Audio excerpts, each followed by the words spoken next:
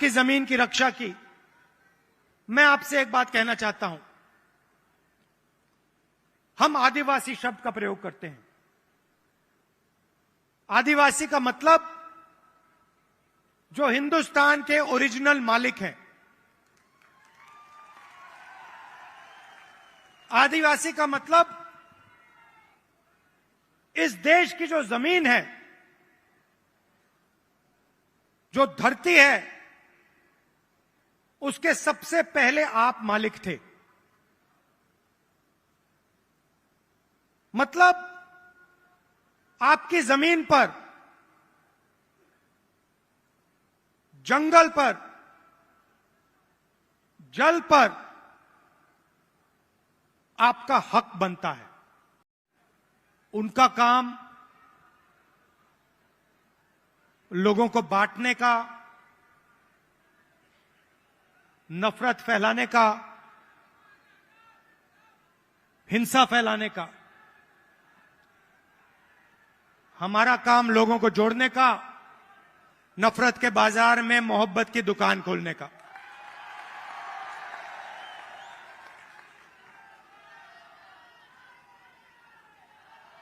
और कर्नाटक में हमने कहा, जैसे पहले हमने छत्तीसगढ़ में वायदे किए थे, किसानों को सही दाम देने का वायदा जो हमने पूरा किया, किसानों का कर्जा माफ किया, बिजली बिल हाफ किया, जैसे हमने यहां वायदे किए थे, वैसे ही हमने कर्नाटक में 5 वायदे किए। चुनाव से पहले बीजेपी के लोग हर बार वो कोई ना कोई नंबर निकाल देते हैं। कोई कहता है 230 सीट आएंगी, कोई कहता है 250 सीट आएंगी। मगर कर्नाटक में, कर्नाटक के हर गरीब व्यक्ति ने पूरा दम लगा के कांग्रेस पार्टी को जिताया। और वही यहां हुआ था। देखिए, एक बात मैं साफ करना चाहता हूं। बीजेपी और नरेंद्र मोदी जी हिंदुस्तान के 2-3 अरबपतियों के लिए काम करते हैं। नाम आप जानते हो। कुछ ही दिन पहले दुनिया के सबसे बड़े फाइनेंशियल अखबारों में अदानी जी के बारे में कहानी आई, आर्टिकल छपा। दुनिया के सबसे बड़े फाइनेंशियल न्यूज़पेपर में लिखा था, अदानी जी जो नरेंद्र मोदी जी के करीब हैं, उन्होंने हिंदुस्तान से हजारों करोड़ रुपया बाहर देशों में भेजा और उस पैसे से स्टॉक मार्केट में अपने शेयर्स का दाम बढ़ाया। और उस पैसे से अदानी जी, आपकी जो पूंजी है, आपका जो इंफ्रास्ट्रक्चर है, आपके जो एयरपोर्ट हैं, सुना है अब रेलवे स्टेशन भी उनको दिए जाएंगे।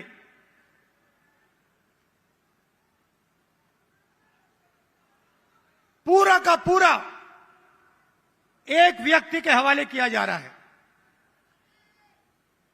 और मैं साफ कहना चाहता हूं कि चाहे वो कर्नाटक की सरकार हो, छत्तीसगढ़ की हो, राजस्थान की हो, हिमाचल की हो, और जो अभी आने वाली हैं तेलंगाना, मध्य प्रदेश, ये सारी की सारी सरकारें गरीबों की सरकारें होंगी, अदानी की सरकारें नहीं होंगी।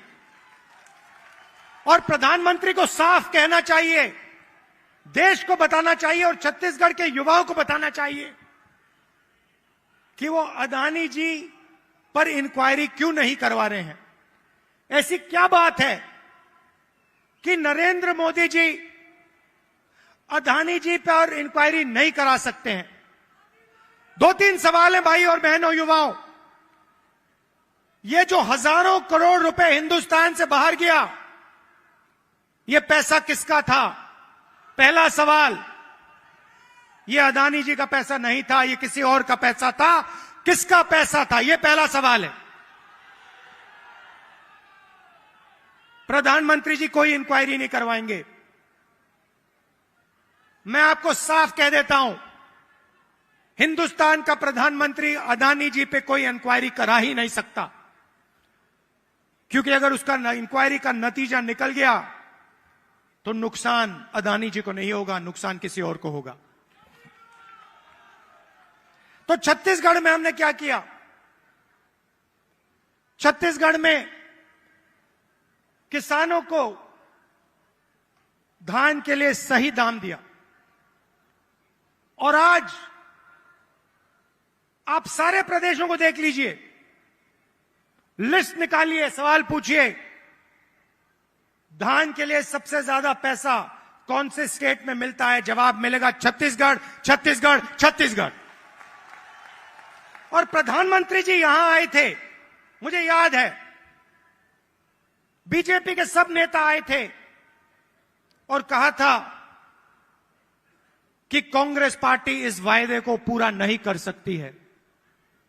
कहा था पैसा नहीं है। हमने साफ दिखा दिया, पैसा है और वायदा पूरा हमने कर दिया।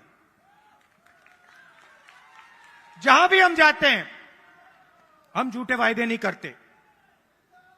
15 लाख रुपए का वायदा हम नहीं कर सकते।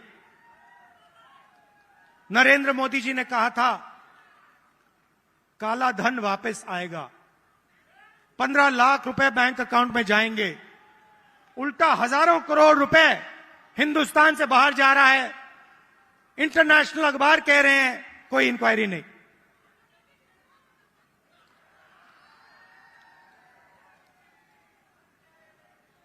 तो अब छत्तीसगढ़ के युवा जो हैं, आपकी बहुत बड़ी जिम्मेदारी है, और हम चाहते हैं कि आप प्रदेश को चलाने में, राजनीति को चलाने में आगे आएं। आपको पीछे नहीं रहना चाहिए।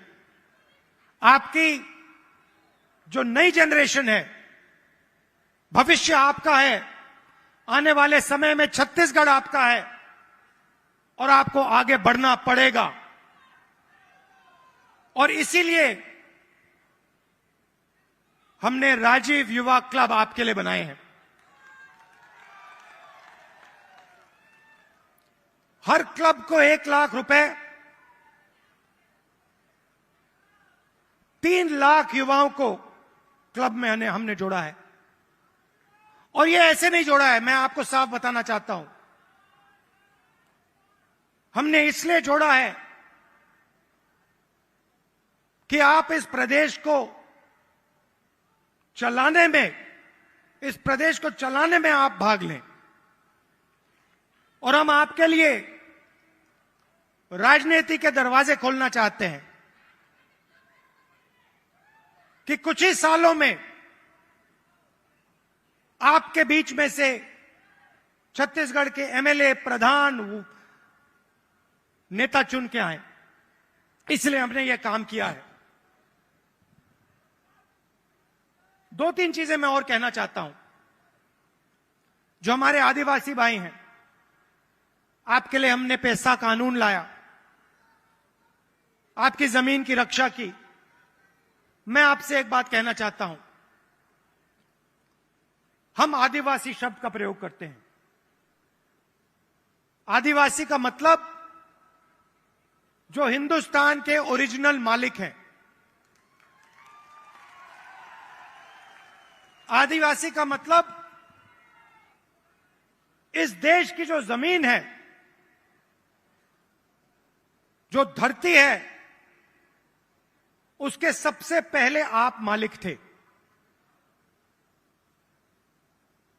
मतलब आपकी जमीन पर, जंगल पर, जल पर आपका हक बनता है। बीजेपी ने एक नया शब्द निकाला है, वनवासी। इस शब्द का बिल्कुल दूसरा मतलब है। हम चाहते हैं कि आदिवासी युवा जो भी सपना देखना चाहें, देखें और उस सपने को पूरा करें। डॉक्टर बनना है, इंजीनियर बनना है, बिजनेस चालू करना है, लॉयर बनना है, जज बनना है, मैन्युफैक्चरिंग यूनिट शुरू करना है, सब चीजों में आपको शामिल होना चाहिए। वो चाहते हैं कि आप जंगल में ही रहें, आप जंगल के बाहर ना आए। शब्द के पीछे सोच है भाई और बहनों। उनका कहना है कि आप पहले हिंदुस्तान के मालिक नहीं थे, आप जंगल में रहते थे और आपको जंगल में रहना चाहिए। हम कहते नहीं, जंगल का हक, जमीन का हक, जल का हक आपको मिलना चाहिए, मगर जो भी आप सपना देखना चाहते हो, जहां भी आप जाना चाहते हो, वो सपना आपके लिए पूरा होना चाहिए। यह फर्क है विचारधारा में।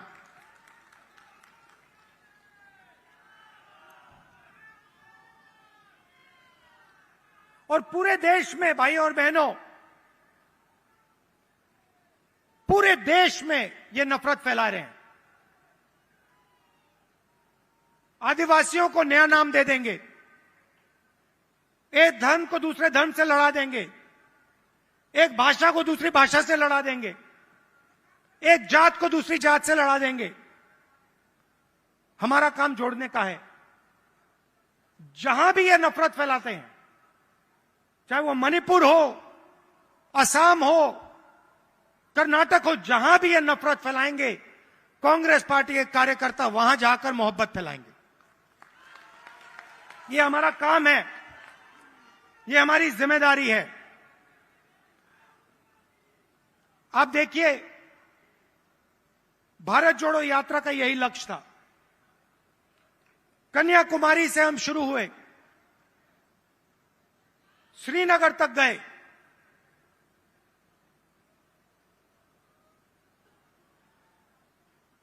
मीडिया में इन्होंने, बीजेपी के लोगों ने हर रोज ये कुछ ना कुछ उल्टा सीधा बोलते हैं, नफरत फैलाते हैं। भारत जोड़ो यात्रा ने पूरे हिंदुस्तान को जोड़ने का काम किया। हर धर्म को, हर जात को, हर भाषा को हमने याद दिलाया कि आप सबसे पहले हिंदुस्तानी हो और आप सबको एक साथ मिलकर मोहब्बत के साथ, इज्जत के साथ रहना है। यह यात्रा का मैसेज था और यह बहुत गहरा मैसेज था, नया मैसेज नहीं था, बहुत पुराना मैसेज है।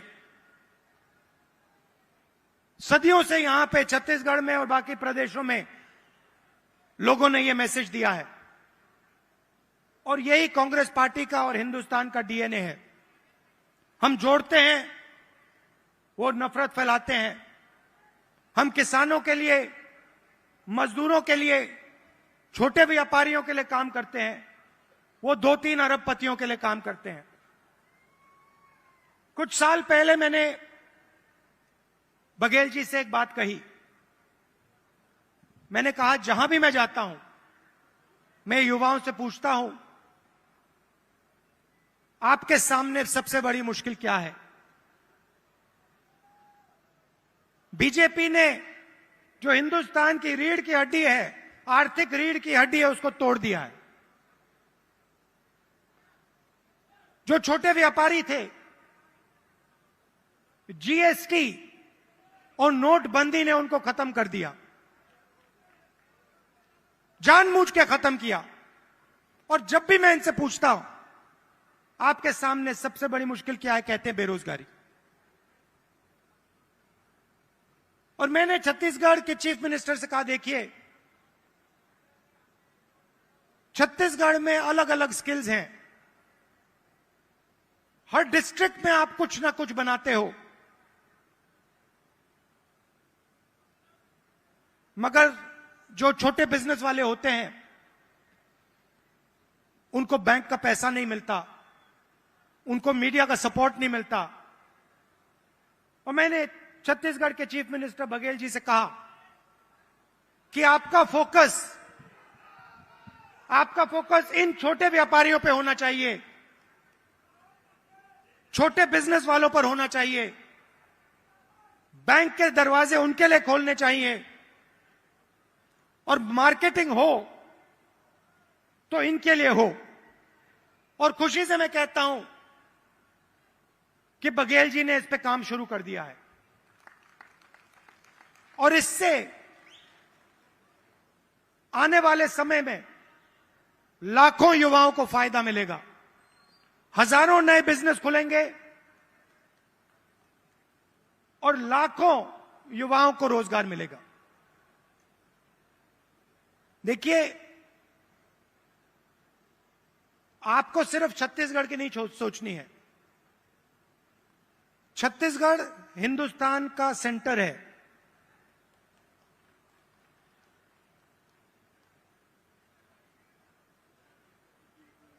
बंगाल से गुजरात कोई जाता है, छत्तीसगढ़ से निकलना पड़ता है। आप सेंटर लाइन पे हो और आपको देश का लॉजिस्टिकल सेंटर बनना चाहिए कि आप इंफ्रास्ट्रक्चर तैयार करिए कि छत्तीसगढ़ हिंदुस्तान का लॉजिस्टिकल सेंटर बने। जो भी माल बंगाल से गुजरात बाकी प्रदेशों में जाए वो यहां प्रोसेस हो, यहां से निकले, एयरपोर्ट से आप बाकी दुनिया को छत्तीसगढ़ से जोड़िए, सिर्फ हिंदुस्तान को नहीं, बाकी दुनिया को आप एयरपोर्ट से जोड़िए, छत्तीसगढ़ को जोड़िए कि हमारे जो युवा हैं, छत्तीसगढ़ के जो प्रोडक्ट्स हैं वो पूरी दुनिया में जाएं, सिर्फ हिंदुस्तान में ना रहें। मुझे लगता है कि छत्तीसगढ़ की सरकार ने बहुत अच्छा काम किया है और आने वाले 5 सालों में भी यहां पे छत्तीसगढ़ की सरकार, कांग्रेस पार्टी की सरकार जबरदस्त काम करने जा रही है। कार्यकर्ताओं से मैं कहना चाहता हूं, आप हमारी रीढ़ की हड्डी हो, आप हमारे विचारधारा के लिए लड़ते हो। छत्तीसगढ़ में आपने हमें जिताया, राजस्थान में जिताया, कर्नाटक में जिताया, हिमाचल में जिताया, तेलंगाना में जिताओगे, फिर से छत्तीसगढ़ में जिताओगे, मध्य प्रदेश में जिताओगे, राजस्थान में जिताओगे।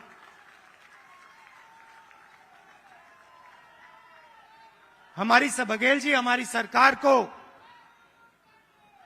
हमारे कार्यकर्ता की रक्षा करनी चाहिए,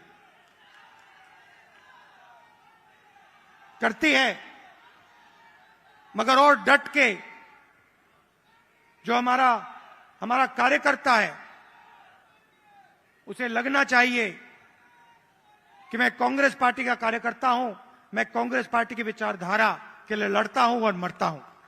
देश को आपकी जरूरत है, नफरत से देश आगे नहीं जा सकता है, हिंसा से देश आगे नहीं जा सकता है, अर्थव्यवस्था नहीं बढ़ सकती है।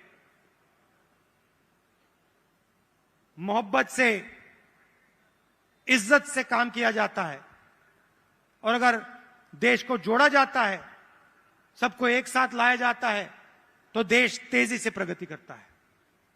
आप सब यहां आए, इतने प्यार से आपने मेरी बात सुनी, इसके लिए आप सबको दिल से धन्यवाद। और जो युवा हैं, जो अब इन क्लब्स में शामिल होंगे, आप याद रखिए, छत्तीसगढ़ का भविष्य आपका है, आपकी बड़ी जिम्मेदारी है। आपको राजनीति में आना है और आपको छत्तीसगढ़ को भविष्य में चलाना है। बहुत बहुत धन्यवाद। जय हिंद, नमस्कार। बहुत बहुत शुक्रिया आपका आदरणीय श्री राहुल गांधी जी।